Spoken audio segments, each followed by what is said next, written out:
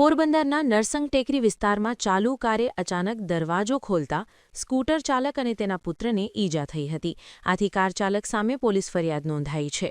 પોરબંદરના ગાયત્રી મંદિર સામે રહેતા પ્રકાશ ભીખુભાઈ જેઠવાએ ઉદ્યોગનગર પોલીસ મથકમાં નોંધાવેલ ફરિયાદ મુજબ ગત તારીખ 18ના બપોરે 4 વાગે તે 7 વર્ષીય પુત્ર ગણેશ સાથે સ્કૂટર પર રાણાવાવથી પોરબંદર આવતો હતો અને નરસંગ ટેકરીના 4 રસ્તે પહોંચ્યો ત્યારે આગળ એક કાર ચાલક પૂરઝડપે કાર ચલાવતો જતો હતો અને તેણે અચાનક ચાલુ કારે ડ્રાઈવર સાઈડનો દરવાજો ખોલતા પ્રકાશનું સ્કૂટર તેની સાથે અથડાયું હતું। આથી પગમાં ફ્રેક્ચર સહિતની ગંભીર ઈજા તથા પુત્રને પણ ગોઠણ અને મોઢામાં ઈજાઓ થઈ હતી। આથી તેઓએ સારવાર માટે પોરબંદરની સરકારી હોસ્પિટલે ખસેડવામાં આવ્યા હતા।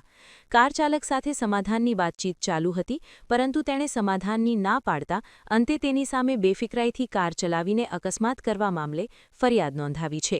પોલીસે વધુ તપાસ હાથ ધરી છે। નિપુલ પોપટ, પોરબંદર ટાઈમ્સ। પ્રકાશ ભીખુ જેઠવા ન્યા હું રાણાવાથી આવતો હતો ને તો એમાં ઠોકર જ મારી દીધી સીધી પરબારી। મોટરસાયકલ હતી ને સ્કૂટી હતી। મારા 2 છોકરા હતા ને હું હતો પોતે।